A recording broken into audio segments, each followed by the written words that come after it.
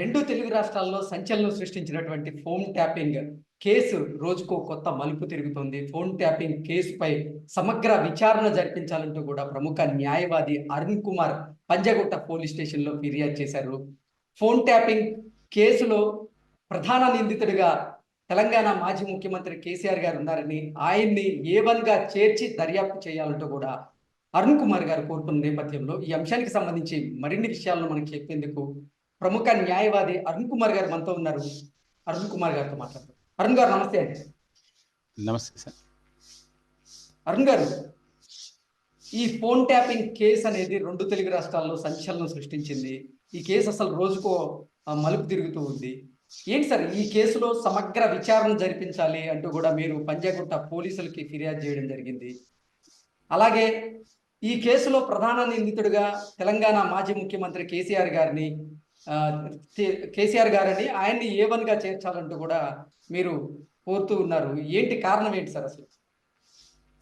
Sir, మనకు అందరికీ తెలుసు, ఇప్పుడు సైబర్ క్రైమ్స్ లో ఎక్కువగా బ్యాంకింగ్ ఇష్యూస్ లో జరుగుతూ ఉంటాయి. ఒక అకౌంట్ నుంచి ₹1 కోటి ఎవరో ఒక వ్యక్తి స్ట్రేంజర్ ట్రాన్స్ఫర్ చేసి ఒక ఎక్స్ పర్సన్ అకౌంట్ లో వేస్తారు. వేసినప్పుడు సరే, అక్కడ నుంచి ఏమైనా రాయల్టీ తీసుకుంటాడా లేకపోతే దాంట్లో పర్సెంటేజ్ తీసుకుంటాడా అనేది పక్కకు పెడితే, కేసు దర్యాప్తు చేసేటప్పుడు కేవలం ఆ సైబర్ క్రైమ్ కు పాల్పడిన వ్యక్తిని తీసుకుంటారా, ఆ అకౌంట్ లో ఉన్న ₹1 కోటి కూడా తీసుకుంటారా?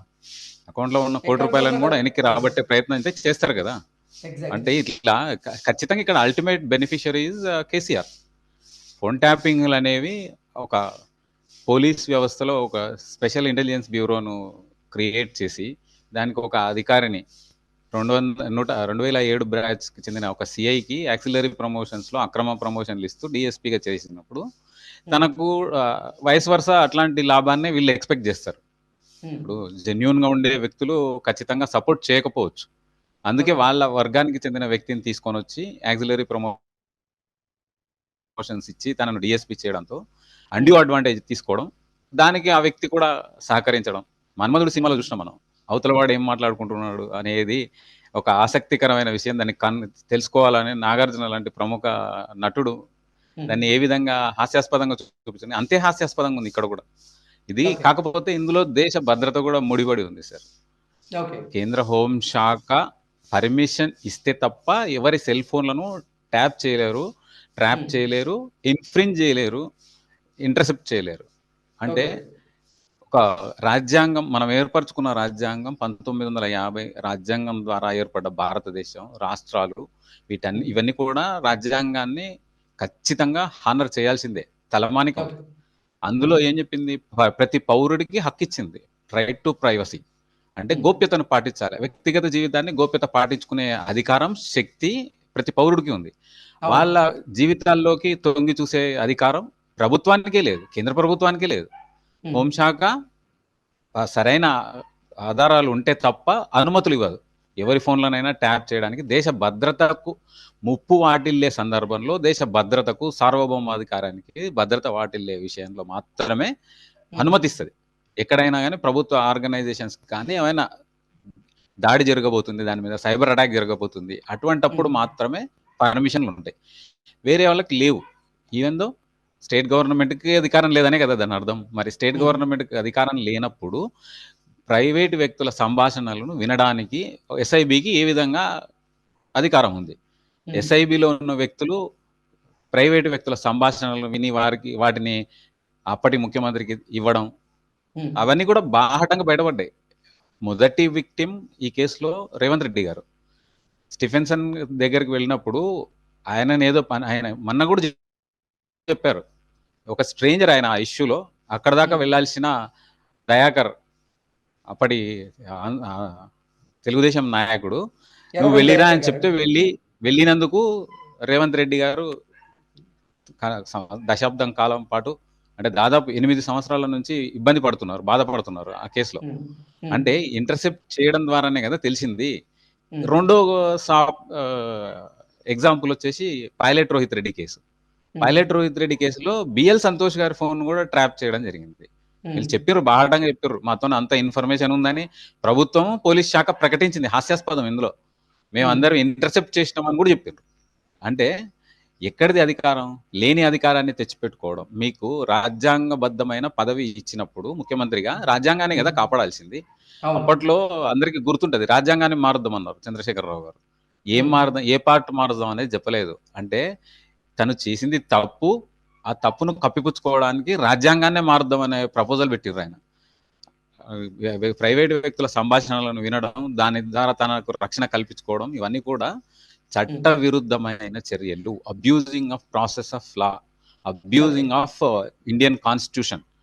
ఓకే. రాజ్యాంగాన్ని అరుణ్ కుమార్ గారు, కించపరిచారు. అంటే వీళ్ళు ఆ, సేకరించిన అరుణ్ కుమార్ గారు, అసలు ఈ ఫోన్ ట్యాపింగ్ వ్యవహారంలో తెర వెనక ఏం జరిగింది?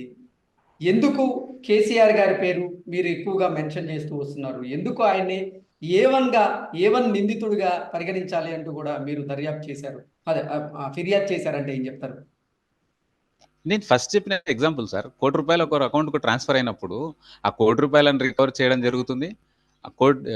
బ్యాంక్ ఫ్రాడ్ చేసి ఎవరైనా సైబర్ క్రైమ్ నేరానికి పాల్పడితే, ఒక వ్యక్తి అకౌంట్‌లోంచి ఇంకో వ్యక్తి అకౌంట్‌లోకి డబ్బులెళ్ళిపోతే, ట్రాన్స్‌ఫర్ చేసిన వ్యక్తిని శిక్షించడం వల్ల ఉపయోగం ఏం లేదు గదా! ఆ ₹1,00,00,000 వెనక్కి రాబట్టాలి. వాళ్ళిద్దరి మధ్యలో ఉన్న ఉమ్, నెక్సస్‌ని బయటికి తీసుకురావాలి. అంటే ఉమ్, ఏ1 ముద్దాయి కేసీఆరే గదా! రాజ్యాంగ ఉల్లంఘనకు పాల్పడే విధంగా అధికారాన్ని ఇచ్చడం. అనాథరైజ్డ్. ఉమ్, మేబీ అనాథరైజ్డ్. కానీ దాన్ని లీగలైజ్ చేసే విధంగా ఈయన చేసిన ప్రయత్నాలు, అంటే తద్వారా లబ్ధి పొందిన వ్యక్తిని వదిలిపెడితే దాంట్లో ఉపయోగం ఏంది? ప్రణీత్ రావు అనే వ్యక్తి ఒక పిపీలికం అంతే. ఒక ఓకే. చిన్న ఆపరేటర్స్. ఇప్పుడు మనం వాడుతున్న మౌజ్ లక్కటోడు అంతే. ఆ మౌజ్ ను ఉమ్, వాడుకొని ఇన్ఫర్మేషన్ తీసుకున్న వ్యక్తి కేసీఆర్. ఓకే. లాభపడ్డ వ్యక్తి president of BRS party TRS party KCR. ఇంతమందిని తన రాజకీయ ప్రత్యర్థులను, తన కుటుంబ సభ్యుల ఫోన్లను కూడా ట్యాప్ చేయించారు అనడం అయితే హాస్యాస్పదం. మీకు ఉమ్, తెలిసింటది ఆ ఇన్ఫర్మేషన్. ఉమ్, ఇంట్లో ఆడవాళ్ళ ఫోన్లను కూడా ఇంటర్సెప్ట్ చేయించారు. సొంత మనుషులవి. ఇంత విచిత్రమైన పరిస్థితి బహుశా ప్రపంచంలో మళ్ళీ ఎక్కడ జరగకపోవచ్చు అనుకుంటా నాకు తెలిసినంత వరకు. ఇంత అభద్రతా భావంతో ప్రభుత్వాన్ని నడిపి, అంటే తప్పు చేయనప్పుడు ఇటువంటి అభద్రతా భావం అయితే ఎవరికీ ఉండదు. తప్పు ఉమ్, చేసినప్పుడు మాత్రమే డిఫెన్స్ లో ఉంటారు. తప్పు చేసినప్పుడు మాత్రమే దాన్ని దిద్దుకునే చర్యల్లో భాగంగా అవతల మీద అటాక్ చేస్తుంటారు. ఇవన్నీ కూడా కేసీఆర్‌ని వదిలిపెడితే ఈ కేసుకు అర్థమే లేదు. దానివల్ల ఉపయోగమే లేదు. ప్రణీత్ రావు అనే వ్యక్తికి పూర్తి శిక్ష చేసి, యావజ్జీవ శిక్ష చేసినా కూడా ఎవరికి ఉపయోగం లేదు. ఒరిగేది లేదు. ఉమ్, అసలైన ముద్దాయి, అసలైన తప్పు చేసిన వ్యక్తిని ఇందులో ఫిక్స్ చేస్తేనే ఆ కేసుకు ఒక అర్థం వస్తది. నాకు కేసీఆర్ గారికి ఏ విధమైన వ్యక్తిగత కక్షలు, కార్పణ్యాలు లేవు. ఉమ్, మేమంతా ఆయన వెంట ఉన్నాం. తెలంగాణ ఉద్యమం వరకు కూడా. మమ్మల్ని కూడా గవర్నమెంట్‌లోకి తీసుకున్నారు. గవర్నమెంట్ లీడర్‌గా హైకోర్టులో అడ్వకేట్ జనరల్ ఆఫీస్‌లో నేను వర్క్ చేయడం జరిగింది. కాకపోతే ఉమ్, మాకు ఏదో మంచి ఉద్దేశంతో ఇచ్చిర్రు అనుకున్నాం కానీ, మా కెరీర్‌లను డ్యామేజ్ చేసే విధంగా వాళ్ళ కులంలోని వ్యక్తులతోన అక్కడ ఒకడు ఉంటాడు. అక్కడ కూడా ఒక సంతోష్ గాడు ఉన్నాడు. ఉమ్, స్పెషల్ గవర్నమెంట్ లీడర్‌గా పనిచేసిండు. ఫస్ట్ నాతో పాటు ఏజీపీగా చేసిండు. తర్వాత గవర్నమెంట్ లీడర్‌గా చేసిండు. స్పెషల్ జీపీగా చేసిండు. వీడి పాత్ర కూడా ఇందులో ఖచ్చితంగా ఉంటది. ఈ ఓకే. సంతోష్ రావు అరుణ్ అనేటోడు, కుమార్ గారు, శ్రీపతి సంతోష్ రావు అని స్పెషల్ జీపీ. అరుణ్ వీళ్ళందరూ కుమార్ కలిసి గారు, ఒక కుట్రపూరితంగా సార్. అరుణ్ కుమార్ గారు, కేసీఆర్ గారు మీ జీవితాలతో ఆడుకున్నారు అనేటువంటి దృక్పథంతోనే ఆ కక్షపూరితంగానే మీరు కేసీఆర్ మీద ఈరోజు ఫిర్యాదు చేశారా? లేదంటే అసలు ఈ సార్ ఫోన్ నేను ట్యాపింగ్ 18లో వ్యవహారాన్ని బయటకు బయటికి వచ్చాను. తీసుకురావాలి, ఈ ఫోన్ ట్యాపింగ్ వ్యవహారాన్ని బయటికి తీసుకురావాలనే ఉద్దేశంతోనే మీరు కేసీఆర్ గారి మీద, అలాగే ఈ కేసు దర్యాప్తు వేగవంతం చేయాలి అంటూ కూడా మీరు పంజాగుట్ట పోలీసులకి ఫిర్యాదు చేశారా అంటే ఏం చెప్తారు? ఆయన మాజీ ముఖ్యమంత్రి. ఆయనతో కక్ష పెట్టుకునేంత స్థాయి నాది కాదు. ఉమ్, కాకుంటే వాళ్ళు ఆడిన గేమ్‌లో మేము కూడా పావులమైనాం. నా ఓకే. కక్షకు ఈ కేసుకి ఏ విధమైన సంబంధం లేదు. కాకుంటే నాకు కూడా పూర్తి స్థాయి నమ్మకం నా ఫోన్ కూడా ట్యాప్ అయిందని. ఓకే. నా ఫోన్ కూడా ట్యాప్ చేసి ఉంటారని చెప్పేసి. అంటే లక్షల మీరు కూడా మంది ఒక ఫోన్లను బాధితులే ట్యాప్ అయితే. చేసిండ్రండి. మీరు ఆశ్చర్యపోతున్నారు కానీ లక్షల మంది ఫోన్లను ట్యాప్ చేసిండ్రు. వాళ్ళ కర్మ, వాళ్ళ దరిద్రం, వాళ్ళ భావ దరిద్రం ఏందంటే లక్షల మంది ఫోన్లను ట్యాప్ చేస్తే అవసరమైన ఫోన్లని వినే సమయం ఎక్కడుంటది? ఏదైతే ప్రక్రియను వాళ్ళు ఉపయోగించుకున్నారో అదే ప్రక్రియ ద్వారా వాళ్ళు నాశనం అయిపోయారు. అధికారం నుంచి బయటికెళ్ళిపోయిన్రు.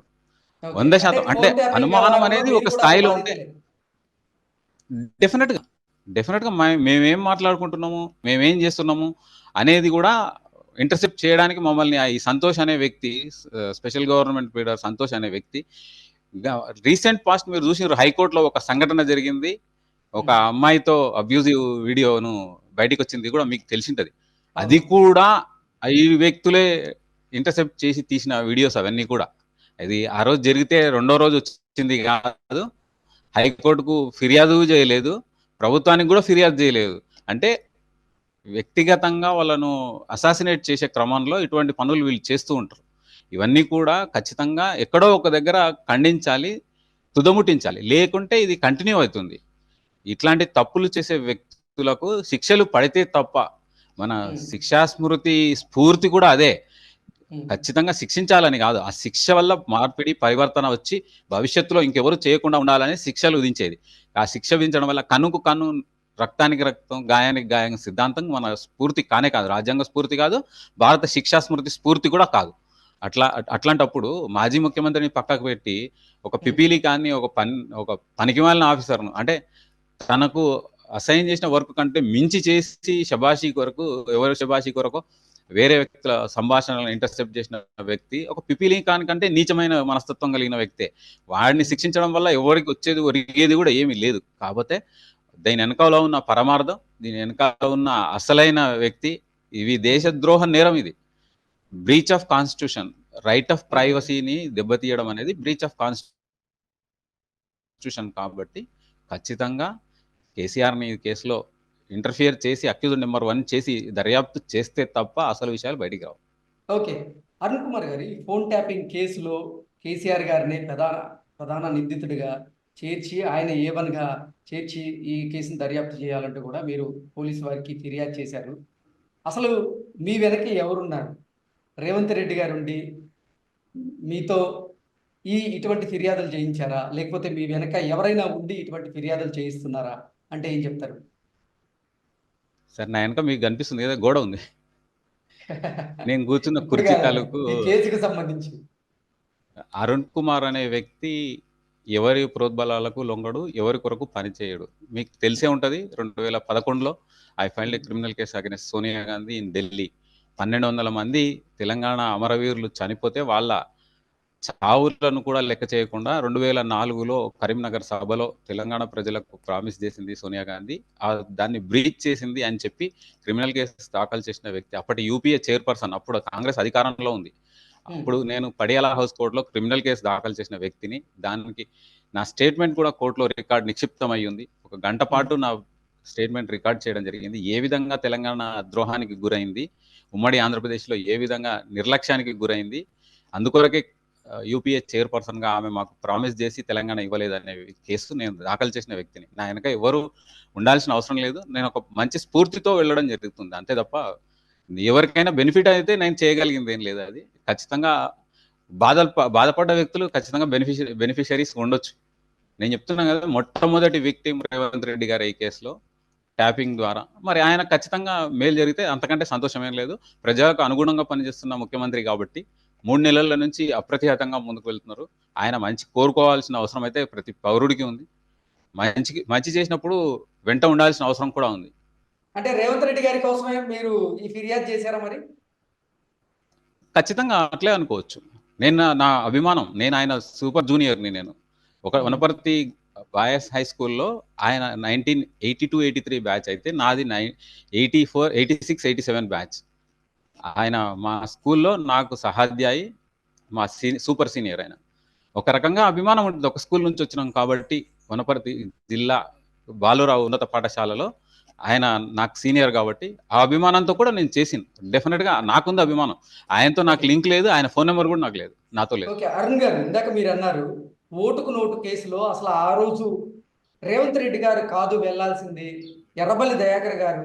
సో ఆయన రేవంత్ రెడ్డి గారిని ఇరికించారు ఈ కేసులో అంటూ కూడా ఇందాక మీరు కొన్ని వ్యాఖ్యలు చేయడం జరిగింది. అసలు ఆ కేసులో ఆ రోజు ఎవరు వెళ్ళాలి అనేది మీకెలా తెలుసు? నేను కాదు, స్వయంగా రాష్ట్ర ముఖ్యమంత్రి గారే మొన్న రీసెంట్ ఇంటర్వ్యూలో చెప్పారు. ఆ రోజు నేను కాదు వెళ్ళవలసింది, ఎర్రబెల్లి దయాకర్ రావు. ఆయన తన సామాజిక వర్గం కాబట్టి ఆయనను పక్కకు తప్పించి నన్ను ఇరికిచ్చిండ్రు ఆ కేసులో అని కూడా ఆయన స్పష్టంగా చెప్పడం జరిగింది. అంతేకాదు ఈ కేసు కొట్టివేసింది హైకోర్టు. చంద్రబాబు నాయుడు గారికి అగెనిస్ట్ గా క్వాష్ అయిపోయింది. ఇది ఉమ్మడి రాష్ట్రంలో ఉమ్మడి హైకోర్టు ఇది ఎంత మాత్రం అవినీతి నిరోధక శాఖకు సంబంధించిన కేసు కాదని కొట్టేసింది. జనాలను ఏ విధంగా ట్రాప్ చేసి ఆలోచన ధోరణి మార్చే విధంగా అప్పటి ముఖ్యమంత్రిగా వ్యవహరించిన వ్యక్తి సక్సీడ్ అయ్యిండు.